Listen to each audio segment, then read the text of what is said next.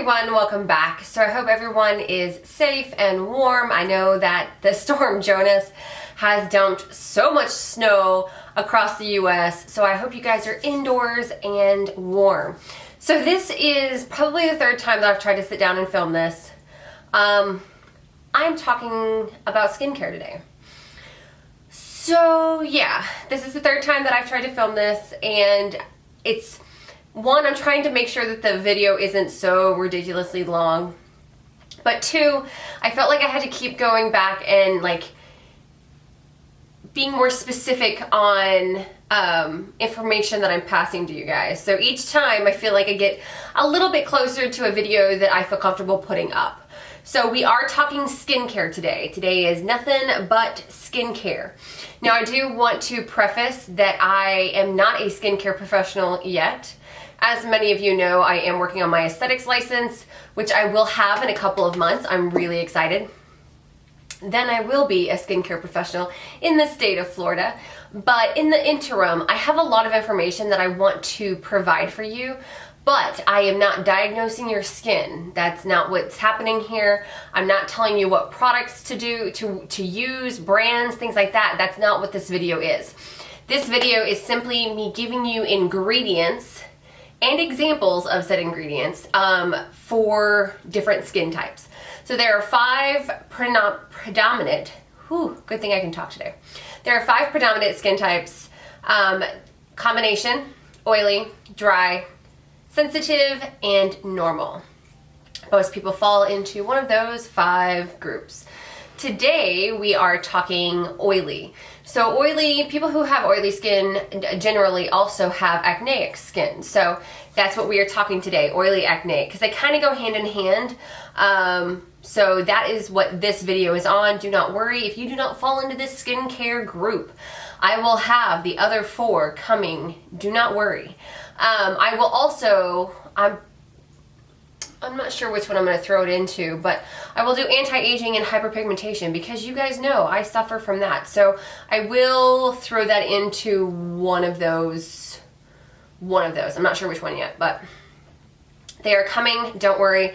I'm trying to get through all five of the different skincare types to provide you with information. And yeah, some of this might be redundant, but that's okay because the more information you have, the better purchasing choices you can make. So let's get back to it. Those who suffer from oily and acneic skin. I want to start out by saying I currently have normal skin. It has taken me a very long time to get to where I'm at.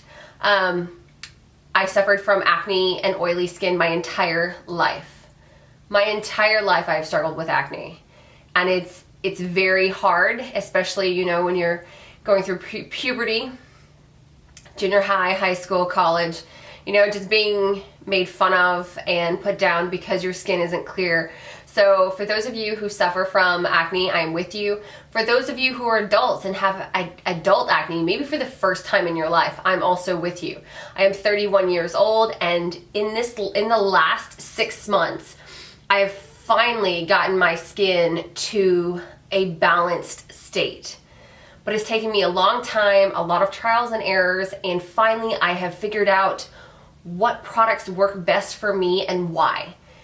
They're not going to work for everyone. No two skins are the same. So I want to start by saying that.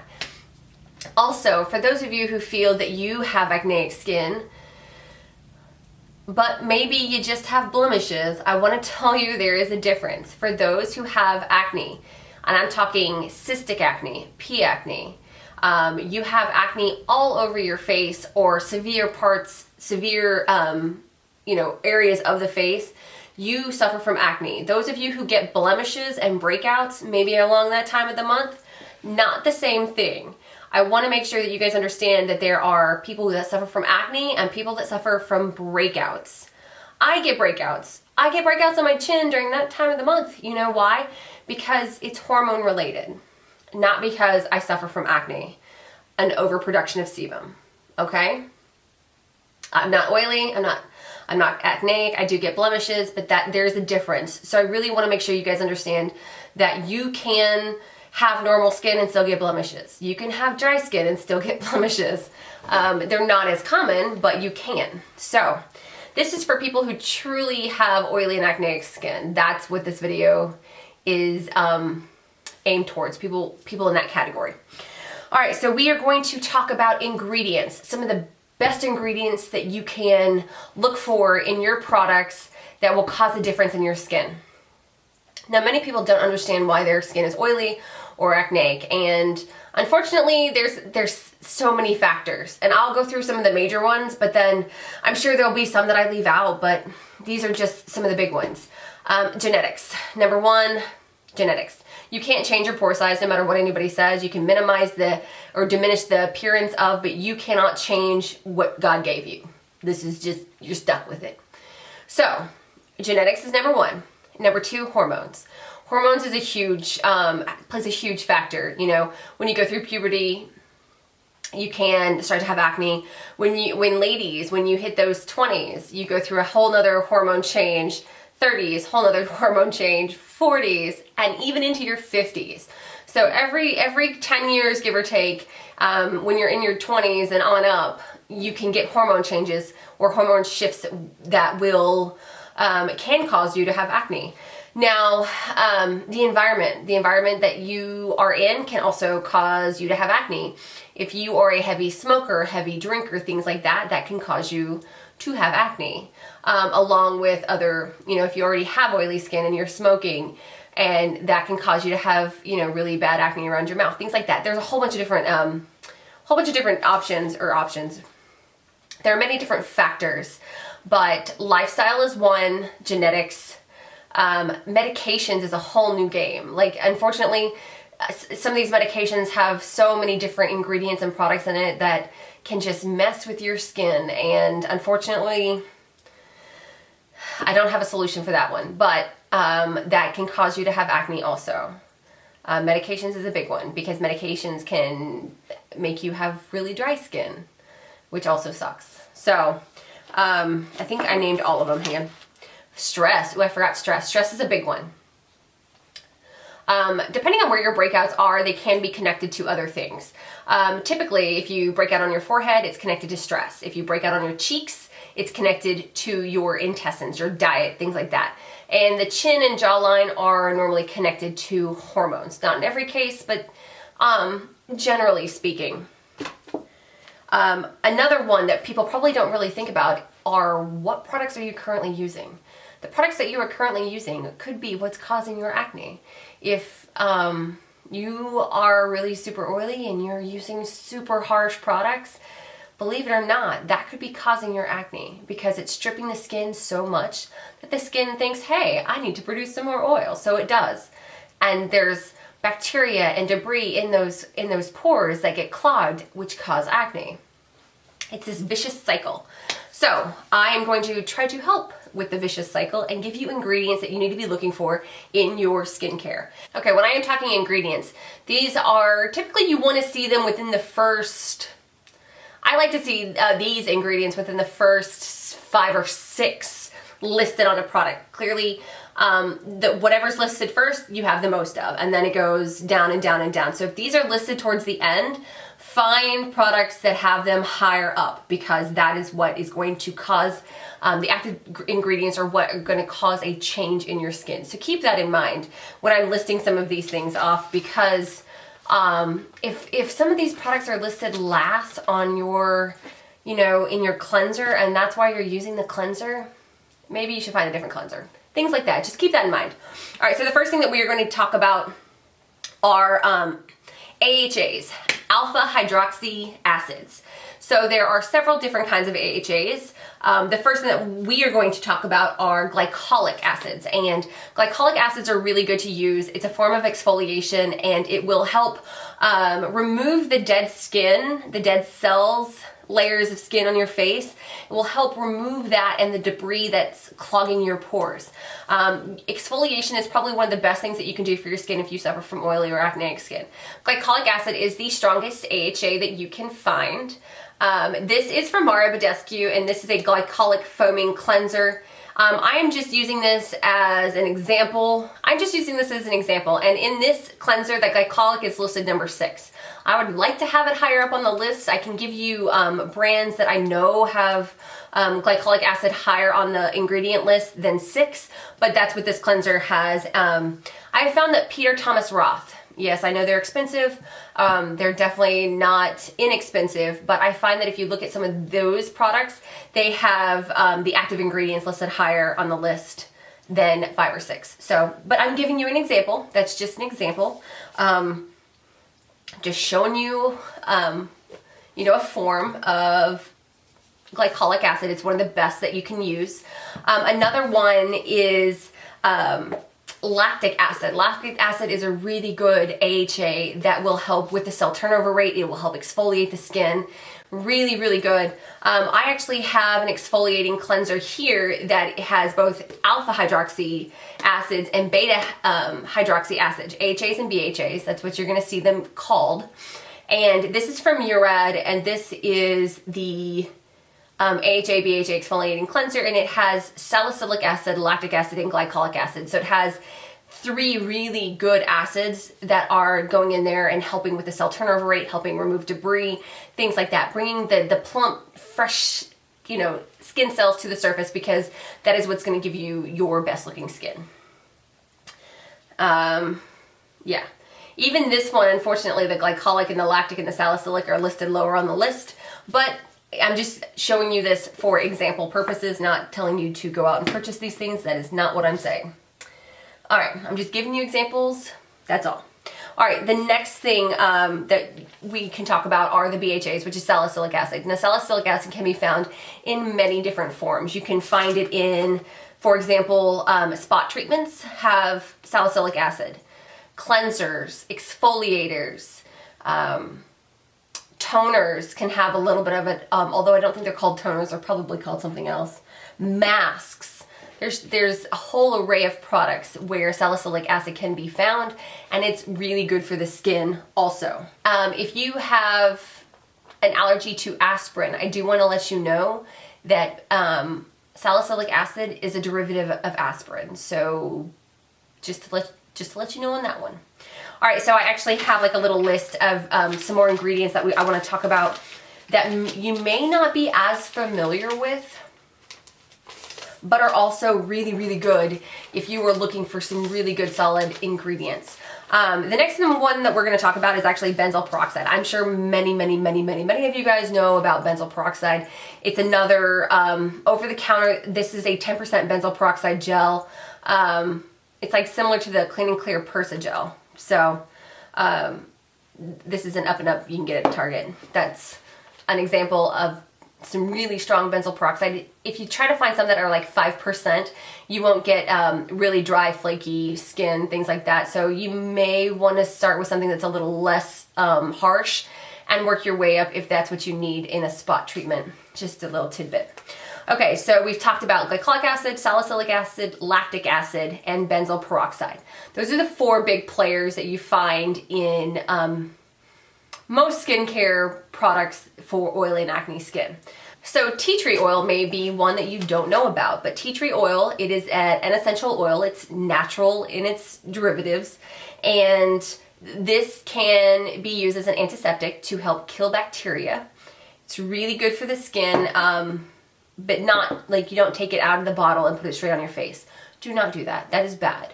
But you find if you are looking at products and one of the ingredients is tea tree oil, really good for the skin. Another one is sulfur. Sulfur, I feel like it's kind of an underrated product. You can find it in a bunch of different masks. A lot of masks have sulfur. It helps dry out the skin, helps pull all the impurities to the surface, things like that. So sulfur is another really, really good product, and it also is, you know, it's found naturally in nature. So if that's something that you're worried about or you think about, you know, that's another option. Witch hazel. I actually have a witch hazel in my bathroom that I really love. I prefer the alcohol-free. It's less harsh. It doesn't strip the skin of all of its natural oils because your skin needs some. Your skin needs a balance of water and oil in order to be normal, to be healthy, to be at its best. So you don't want to overstrip the skin over and over and over, because that's why your skin will produce more and more oil, because you're overstripping it. So you want to remove some of the excess, but you want to leave some oil because your skin needs it. You need it. Hyaluronic acid. A lot of people don't think about hyaluronic acid for acne, but most people who have oily or acne skin, they overstrip their skin. And hyaluronic acid will act as a barrier to keep some moisture in your skin, because you do need some. So it helps to keep moisture in. It acts as a barrier between the outside elements and your skin, which is really, really important. Green tea extract. May not know that green tea is good for you in more ways than one, but it is a great antioxidant, but more so than that, it also has antibacterial benefits, so it can help kill or help prevent bacteria from growing on the skin, which will help reduce your acne. Licorice root. I know many of you probably don't know about this one, but it actually helps with inflammation and irritation. If you pick at your face and it gets really, really red and inflamed, having products with licorice root will help calm the skin. Another thing that helps calm the skin is chamomile and lavender. Both are essential oils that can help naturally calm the skin, reduce the redness, things like that. Aloe vera. Aloe vera is in so many different products. Another one of those things that helps to naturally just calm the skin down. If you have an allergy to aloe vera, you may find it a little difficult to find products that doesn't have it in it, but it is possible. It's just hard, believe me. Another essential oil is eucalyptus. Eucalyptus is really good, along with willow bark extract. Now, willow bark extract is actually like a pure form of salicylic acid, believe it or not. It's what's found naturally in nature. So if there's willow bark extract in a product, it's really, really good. It's the pure version or the natural version of salicylic acid.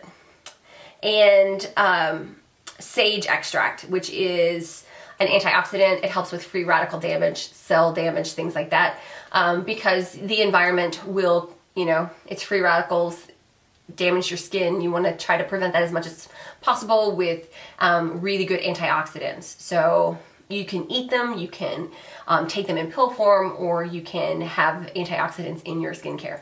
Also, for those of you who may be slightly older and have oily and acneic skin, over-the-counter retinols, topical retinols, they're not as powerful as some of the retinaes and things like that, but they can help. They can help not only fight wrinkles and things like that, but it can also help fade acne scarring, because I know that I suffer from some acne scarring, and a topical retinol will help with that, which I think is really, really important, along with helping, the fine lines and wrinkles and things like that. So a topical retinol could be really good if you are maybe a little bit older and you care about that kind of a thing. I think everyone should care about their skin. It's super, super important. I feel that, in a skincare regime, there are some really, really important factors. Number one, cleanse your skin. Don't overstrip it, but cleanse it at least twice a day. Exfoliate. If you have oily and acneic skin, the best thing that you can do for your skin is exfoliate. Exfoliate 2 to 3 times a week. If you get a gentle exfoliator, something that you can use every day, use it every day. I have one that I can use every day because it's gentle. This is from Image. It's the skincare line that I use. I'm not pushing Image. I'm just telling you it's what I use. But this is a brightening exfoliating powder. I'm trying to help with my hyperpigmentation also. But this is gentle enough that I can mix it in with my cleanser and use it every day. I know, not Murad, Dermalogica has one that's really gentle that can be used every day. You can find gentle exfoliators that you can use every day. Don't use it twice a day. Once a day is enough. So you can find, maybe something a little harsher, which is like a glycolic. You can use this a couple of times a week, not every day. You don't want to use it every day. Papaya extract is another one that we haven't talked about, but if you see it, it's another one that's really good for the skin. This is Amara Badescu's Enzyme Cleansing Gel, and this has papaya extract in it. And that is a chemical exfoliant. It happens naturally in nature. You can see it in papaya, you can see it in pineapple. Fruits like that have that really acidic, you can actually see some of that in cleansers because it naturally helps exfoliate the skin. Yes, so cleanse, exfoliate, wear an SPF. If you think that SPFs break you out or are too thick and heavy, find something that is oil-free. This one is from Paula's Choice, and this one's made specifically for those who have oily and acneic skin. Clearly, I've used the crap out of it. And this is their Clear Ultralight Daily Mattifying Fluid for blemish-prone skin, and it has SPF 50. No, I'm sorry, 30. So this is a really good option for those of you who are worried that your SPF will break you out. So there are always options. Okay, so those are some of the top ingredients that I would say that you should be looking for in your skincare if you have oily or acneic skin. If you have questions, comments, things like that, please post them below. I will try to get back to each and every single one of you. If you don't suffer from acne or you don't have oily skin, but maybe your boyfriend or cousin or sibling or child has it, pass along the information. It's always good. You know, you can't have too much information. Also, on another note, I just thought about this because I was thinking about my husband. If you have a significant other, boyfriend, husband, whatever, dad maybe, and they suffer from razor bumps when they shave, because my husband does, which is why he has the benzoyl peroxide. One of the best things that they can do, there's two steps. One, exfoliate before you shave. That will help kill bacteria. It will also help remove dead skin. That will keep the buildup from happening in your pores. And number two, take your razor and dip it in alcohol. You have to get the bacteria off the razor to help with the breakout situation. My husband will testify that it works because I tell him that he has to do it. So that's a little tidbit in there for men who maybe get acne when they shave. So yeah, I hope you guys enjoyed this video. I know it's really long. Oh, it's so long, but it's really good information. I will have the other 4 kinds of skin types. I will have videos coming for each and every single one of them. And then I will throw in hyperpigmentation and aging in there somewhere. But yeah, I hope you guys enjoy, and until next time.